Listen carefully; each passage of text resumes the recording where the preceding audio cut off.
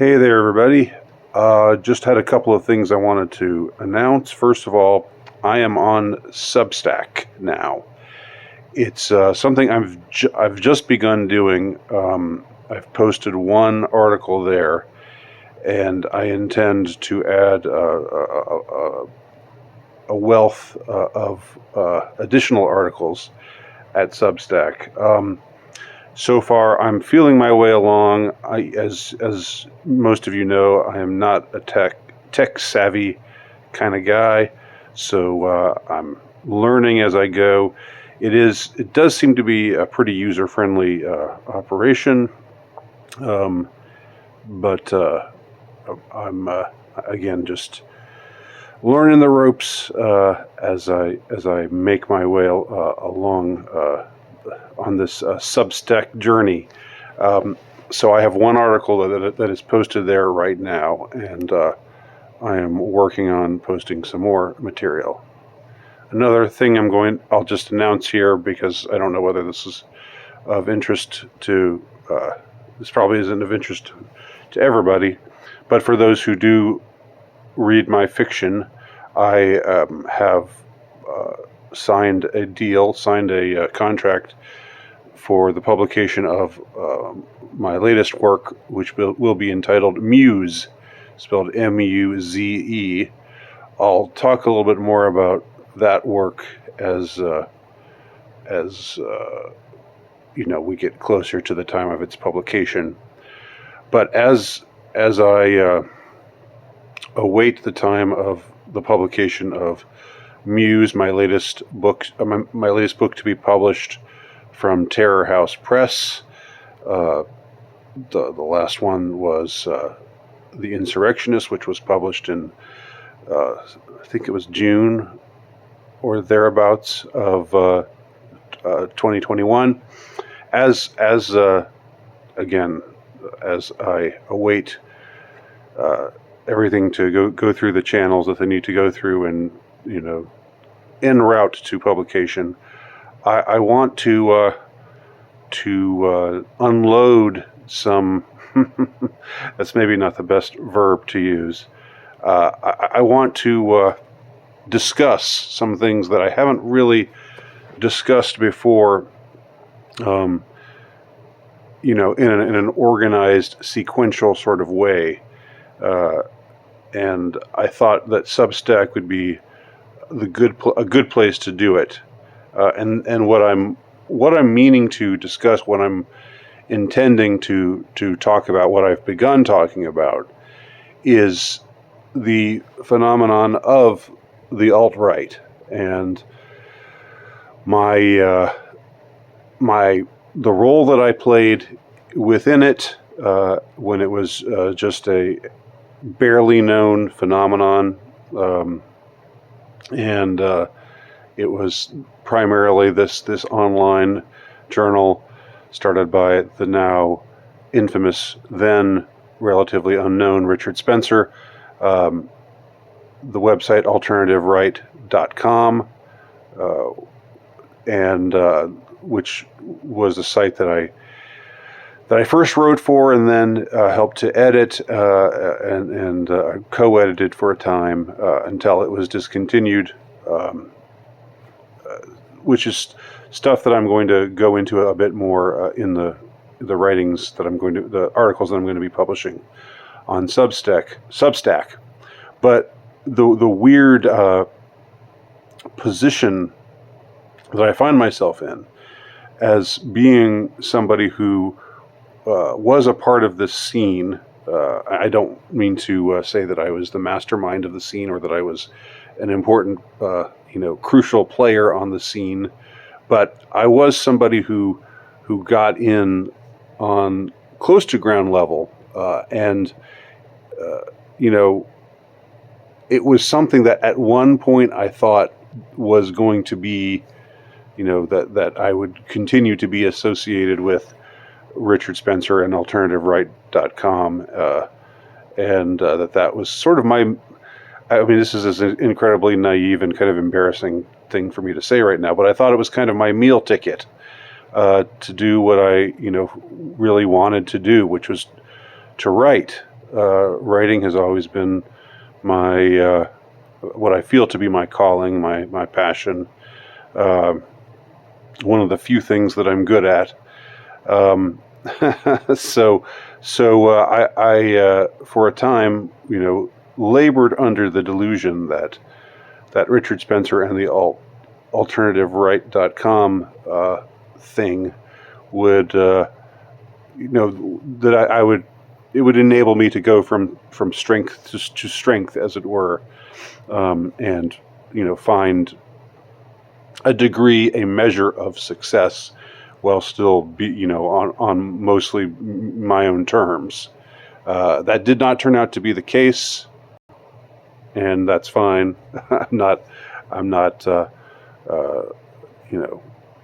not crying over it. I'm okay with it. You live, you learn. I'm still writing. I'm still forging my way as a writer, and doing the best I can to reach an audience and so forth. But as I was saying before, before I got sidetracked there for a second, the schizophrenic position, as I put it, is that I was a part of this scene when it was an actual online scene, but it wasn't really that well known. And I was a part of it on my own terms, with my own ideas and beliefs. No one ever asked me to sign some form stating that this, as a member of this, as somebody who is affiliated with this scene, here is a set of beliefs that I will uphold. That never happened. There was never any occasion where I was asked to forfeit or change any of my beliefs or convictions. And my sense of things during the time that I wrote for Alternative Right and afterwards, the time that I spent in that scene, I mostly experienced a great deal of freedom. I could write what I wanted. I could say what I wanted. People didn't always like it. Sometimes it went against the grain. But this whole idea or notion that being alt-right, writing for AlternativeRight.com or being someone who was alt-right meant that you definitely had this stance on this issue or this stance on that issue.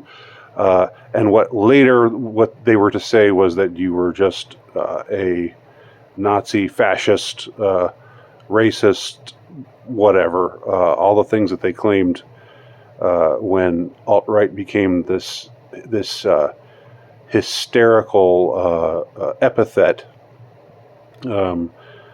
brandished by the mainstream media and the political establishment to bludgeon those who didn't go along with the program as they defined it. That was absolutely never the case. And so anyhow, I believe that I have something to say, some reflection to make about this entire time, and also what the term alt-right became, because it was bizarre to me.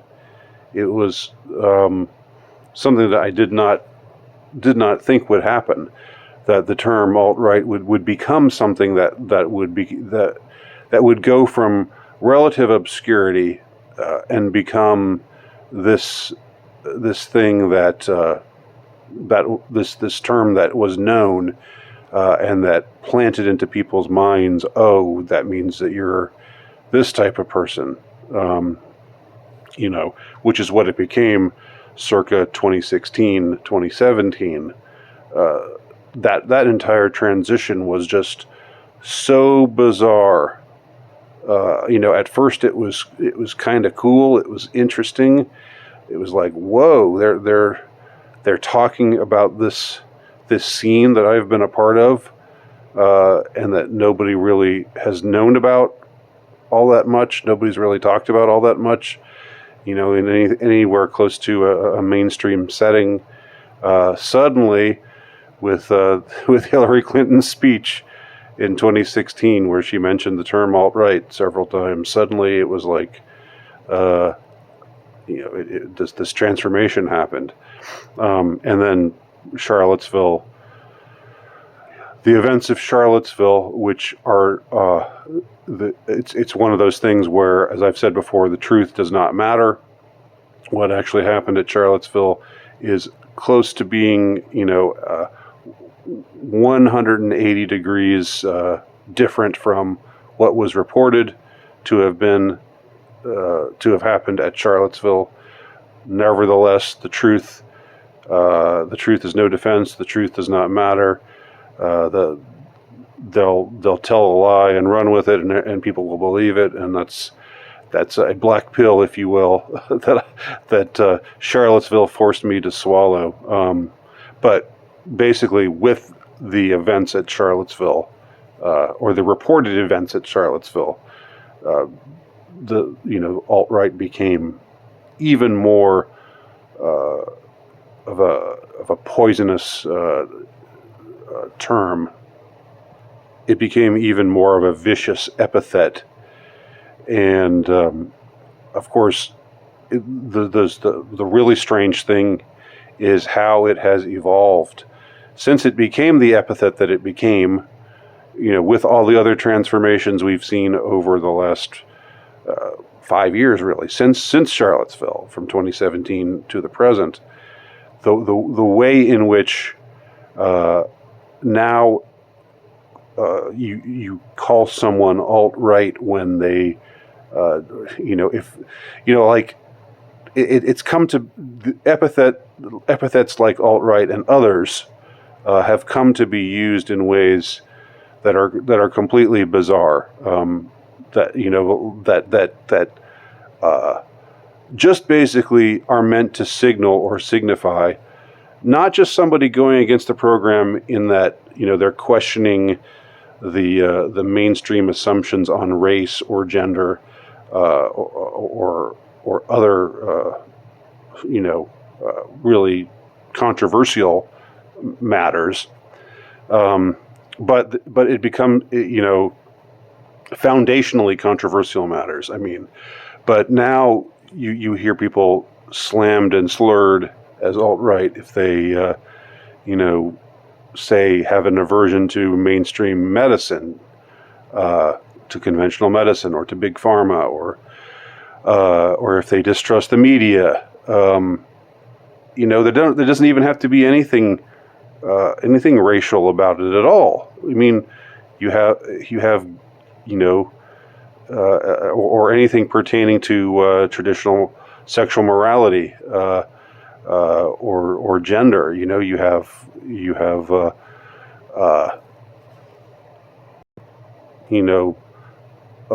black lesbians being called alt-right if they don't want to take the what I call the Baj here, what some of you know as the big V, the thing they stick into your arm, but you have to use code language. I mean, the way in which the noose has tightened, and the way in which we are now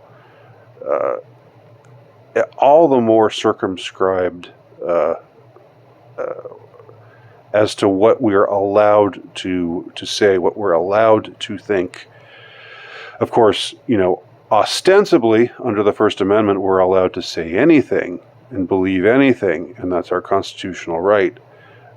And that is true up to a point. Nevertheless, it is also true that the range of issues that you are forced to be in lockstep with the establishment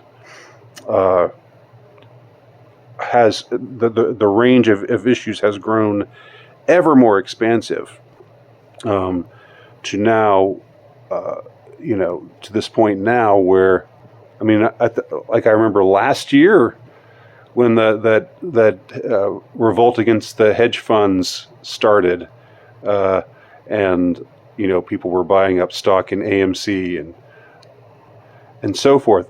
That got called alt-right. That got called alt-right. I remember it well. You had people of all different races and ethnicities taking part in this this revolt against powerful moneyed hedge funds, and that was supposed to be, as they say, they always use this term dog whistling. Oh, that's just dog whistling. When you are against powerful, elites, that means, what that means. You know what that really means. That's dog whistling. And I don't need to fill in the blank here, but you know what I'm talking about, don't you? And so forth. It's just crazy. It's insane, the way things have gotten. And I believe that it's all following somebody's plan, somebody's insane plan, because I've come to believe more and more that the people who rule us are evil and insane. So that's a sobering thing to realize. But what are you going to do? It's the way things are right now. So anyway, all of this is just a 17-minute way to take up 17 minutes of your time, unless you put me on 1.5 speed, which is probably a good thing to do since I talk kind of slow. But subscribe to my Substack. Find me on Substack. Subscribe to me there. I think you'll be interested in what I have to say in the articles that I'll be publishing there. And the one that I have published so far, please do check it out. Thanks for watching. Again, I'll leave the link below.